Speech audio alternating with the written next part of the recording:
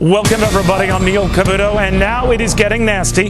The president accusing Republicans of trying to score political points with health care and pointing to this comment. Just the other day, one Republican senator said, and I'm quoting him now, "If we're able to stop Obama on this, it will be his Waterloo. It will break him." Think about that. Well, that senator the president is referring to joins me right now, Republican Senator Jim DeMint of South Carolina, author of a new book out called Saving Freedom. Senator, you've become sort of like the man, I don't know, good or bad, of the hour. What did you think of what the president has said, that you're more interested in vilifying him than helping the health care cause? I'm ready for the debate. Frankly, when he was in the Senate, he voted against every reform proposal that Republicans put up that would have made health insurance more affordable and more accessible. Now what he wants to do is a government takeover. And my comments get right at the heart of the matter. He's been on a rampage to take over various aspects of our economy, spend and create debt that we've never seen before, and raise taxes to just about every American. We've got to stop him. If we don't, he's going to get right on this cap and trade, energy tax, and a lot of the other agenda items that he's just been steamrolling through Congress for his first few months. So that's what you meant by the Waterloo remark. You stand by that if you stop him on health care, you stop these other measures.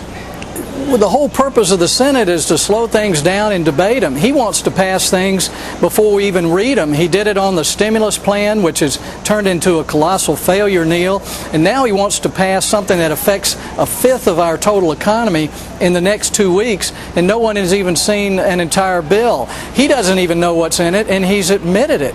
So this makes no sense. The bill doesn't take effect until 2013, and he's saying we have to pass it in the next 2 weeks.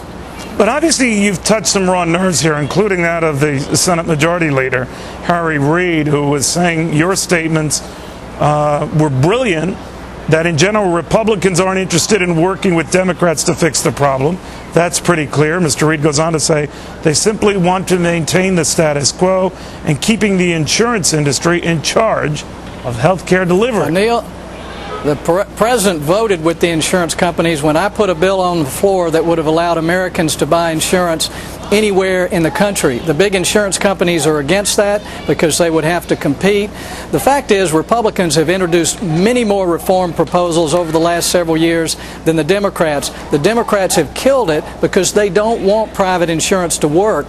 They want the government to run our health care system. That's what this so-called reform is all about. The president wants to take over health care just as he's taken over General Motors and Chrysler and our banking industry and our insurance industry. And I'm serious. We've got to stop him, and that's what I said. I'm ready for the debate, but we cannot let him roll over us in the next couple of weeks. Now, even though his popularity has ebbed a bit, I'm going to get into that a little bit more with my next guest, he's still pretty popular, and he's obviously better known nationally than you are, although you are a rising star.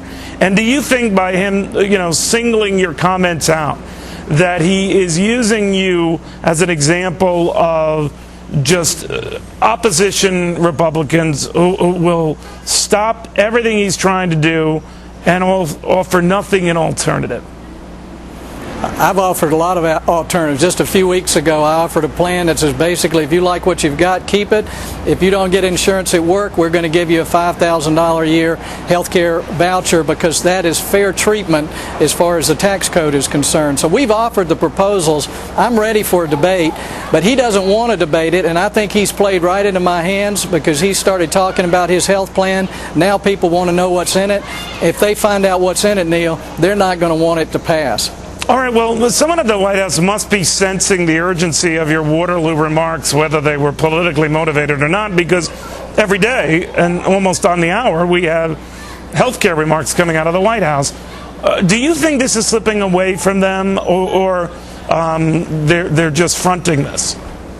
Well, it's really not about politics, and it's not about Obama. My problems are with really bad policy and my experience that tells me the government cannot run the most personal and private part of our lives, which is health care. Yeah, they know they're slipping. They're panicking a little bit. Anytime a president of the United States goes after a freshman senator, he's losing his grip a little bit.